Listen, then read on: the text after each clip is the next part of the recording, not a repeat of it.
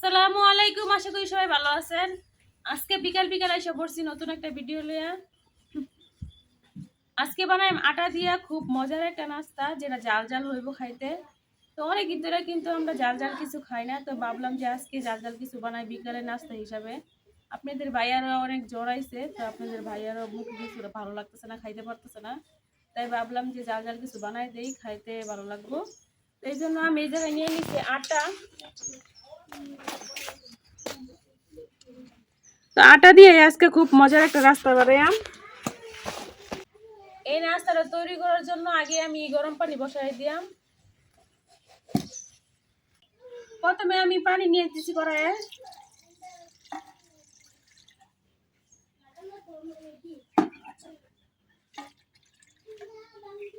তো আমার এতটুকু পানি দিয়ে কিন্তু হয়ে যাইব। এখন আমি চুলা ধরায় পানিটা গরম করে নিলাম। চুলা ধরানো হয়ে গেছে, এখন আমি পানিটা বসাই দিতেছি।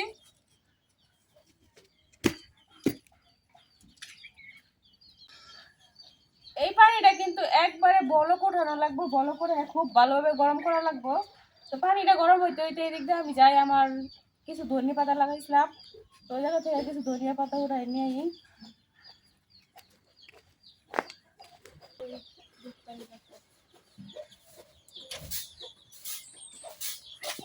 এই জায়গায় কিন্তু আমি কিছু বাগুনের চারাও লাগাই দিছি। আর দেখেন আমার ডাটাগুলা মাশাআল্লাহ দিলে অনেক বড় হয়েছে। এগুলা কিন্তু আমি বিছুন রাখছি, এগুলা দিয়ে আর কি একটু মোটা হইলে তারপর এগুলা দিয়ে মাংস দিয়ে রান্না করে খাইয়াম। অনেক ধনিয়া পাতার বীজ ফেলাইছিলাম, কিন্তু পুরো সব হয় নাই, কিছু কিছু হয়েছে আর কিছু কিছু হয় নাই। তো এই জায়গা থেকে আমি কিছু ধনিয়া পাতা উঠাই নিলাম।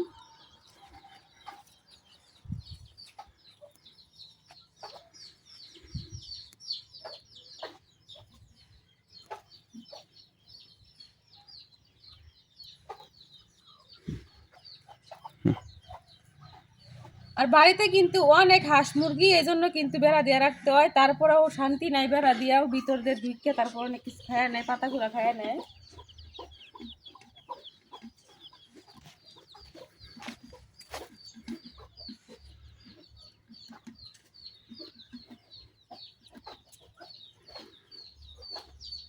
ধনিয়া পাতা উড়ানো কিন্তু শেষ, এই করে ধনিয়া পাতা দিয়ে হয়ে যাইব।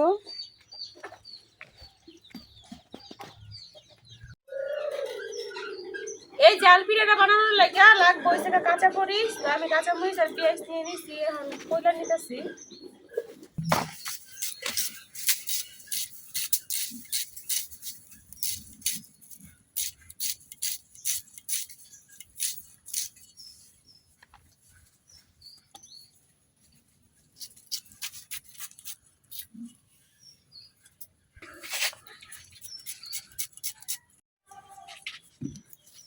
পেঁয়াজ কাটা হয়ে গেছে, এখন কাঁচা মরিচ কেটে নিলাম।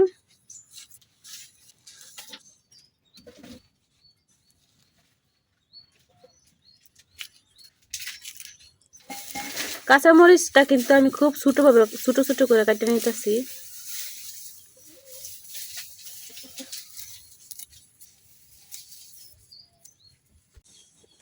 পেঁয়াজ কাঁচা মরিচ কাটা শেষ, এখন আমি ধনিয়া পাতা কেটে দিতেছি। আর ওদিক দিয়ে আমার পানিতে বলক এসে পড়ছে।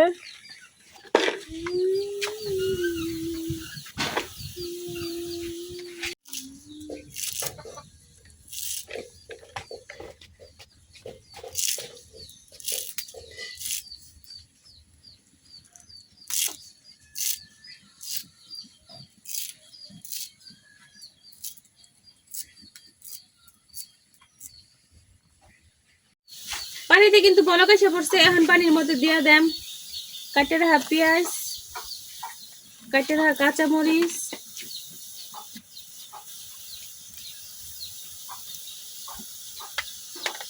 এখন দিয়ে দেন এক এক করে গুঁড়ো মশলা, হলুদ, অল্প গুঁড়া মরিচ, স্বাদ মতো লবণ।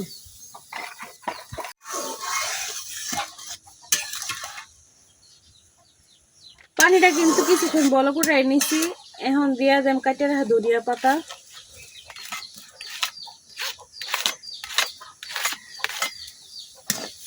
সবকিছু দেওয়া শেষ। এখন 1 মিনিটের মতো পানিটা জাল দিয়ে দেন। 1 মিনিটের মতো পানিটা আমি জাল করে নিছি। সবকিছু খুব ভালোভাবে সিদ্ধ হয়ে গেছে। এখন আমি অল্প অল্প করে আটা দিয়া শক্ত একটা কাই তৈরি করে নেব।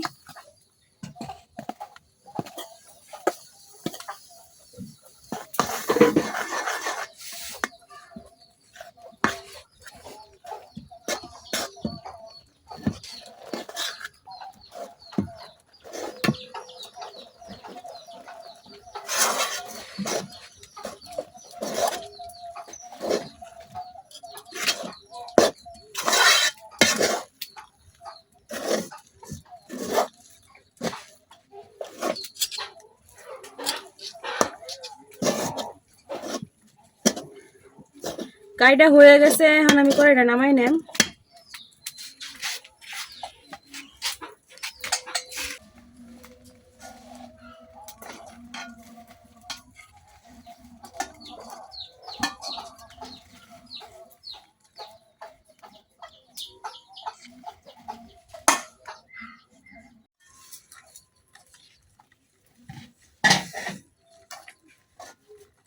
এখন আমি কাইটা একটা বাটির মধ্যে নিয়ে নিতেছি।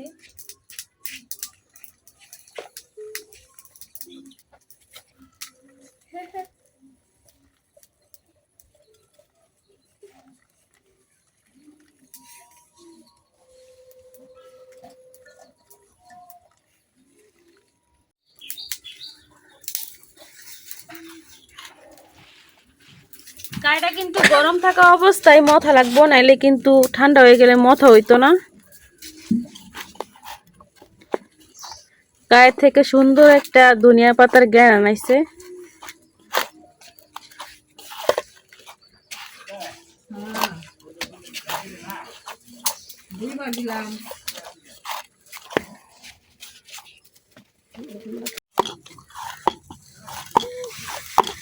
কাইটা কিন্তু মথা হয়ে গেছে। এখন আমি যেখান থেকে ছোট ছোট বল বানাই নেব।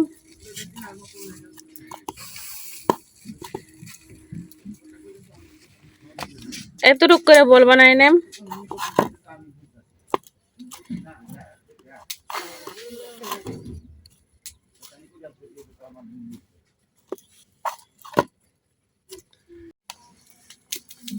সবটা গায়ে থেকে আমার 5টা বল হয়েছে। এখন আমি এই জায়গা থেকে একটা একটা বল নিয়ে রুটি বানাই নিলাম।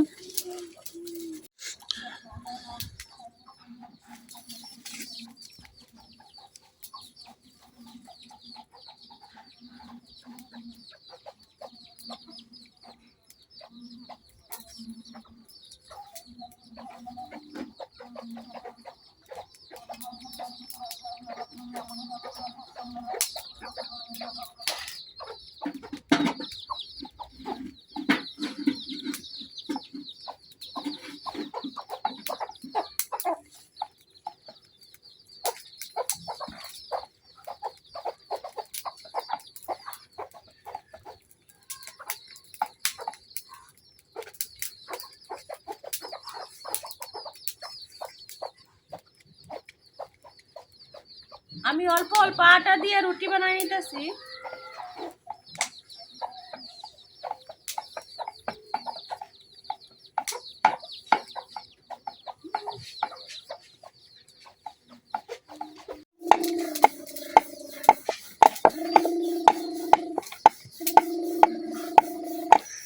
রুটি বানানো কিন্তু হয়ে গেছে।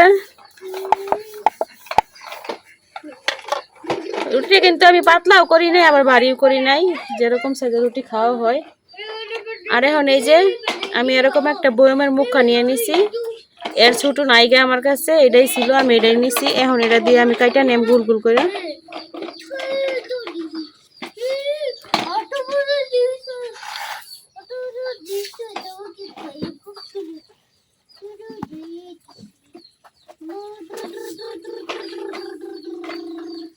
একটা রুটি থেকে আমার 3টা পিঠা হয়েছে। এই যে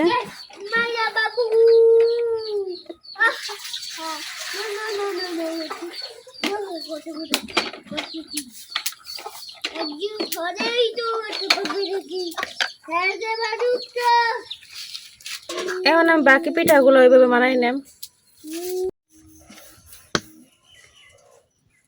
এই রুটিটাও বানানো হয়ে গেছে, আর আমি ছোট একটা মোটকা নিয়ে নিছি, ওই মোটকাটা চেঞ্জ করে এখন এটার থেকে কেটে নিলাম।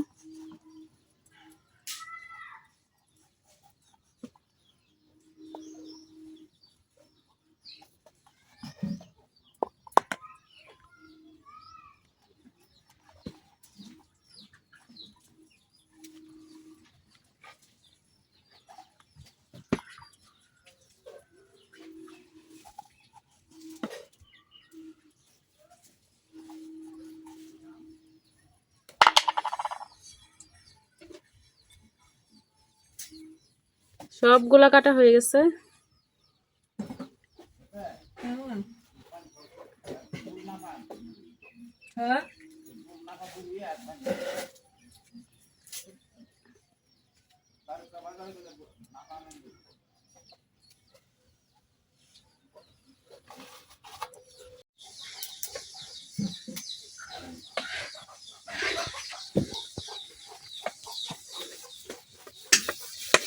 রুটি বানানো শেষ, এই রুটিটা বানাইলেই কিন্তু শেষ একেবারে পিঠা বানানো।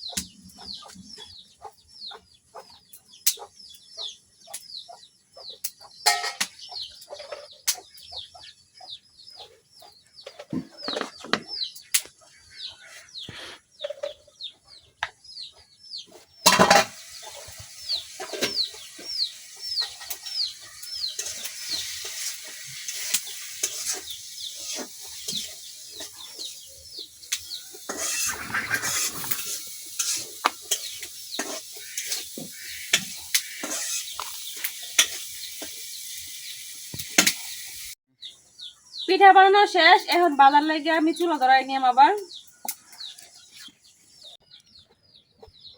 চুলা ধরাইয়া আমি কড়াই বসাই দিছি, কড়াইয়ের মধ্যে তেলও দিয়ে দিছি। এখন তেলটা আমি কিছুক্ষণ গরম করে নেম।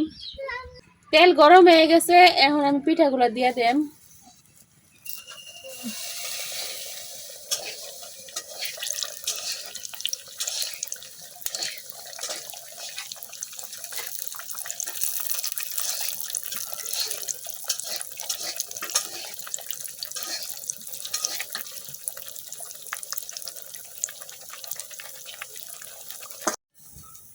পিঠাগুলো কিন্তু ফুইলা উপরে বাইসা উঠছে।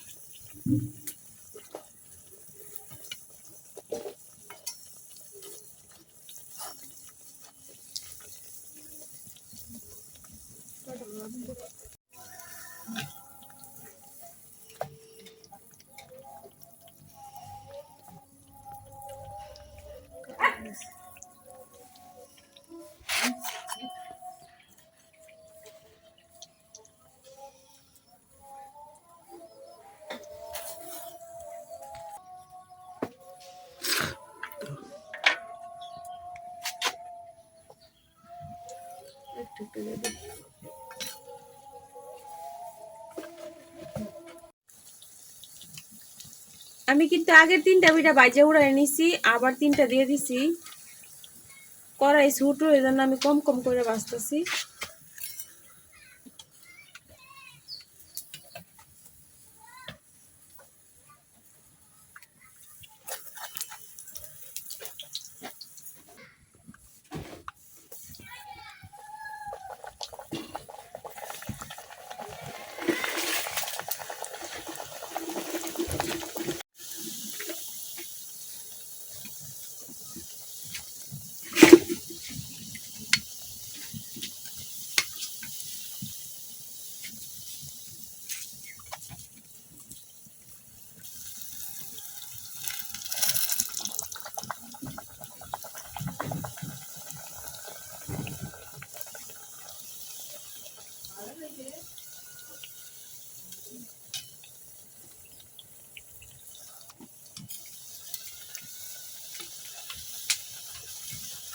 ছোট পিঠাগুলো কিন্তু খুব সুন্দরভাবে ফুলতেছে।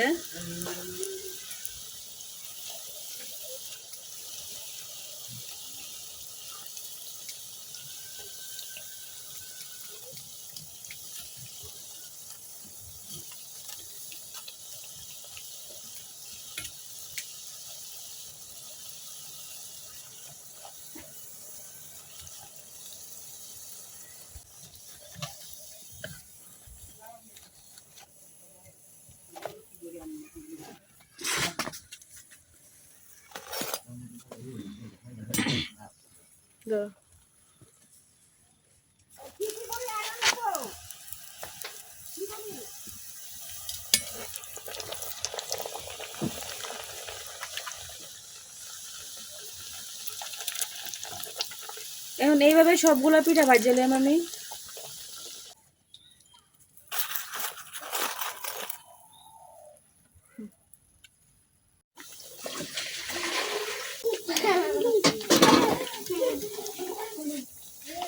মশলা দিলে ছোট পিঠাগুলো ফুলছে, বড় পিঠাগুলোতে আপনার একটা ফুলে নাই।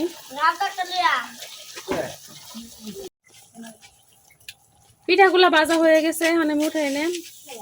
সবগুলা পিঠাই কিন্তু একবার ভাজা শেষ। এই যে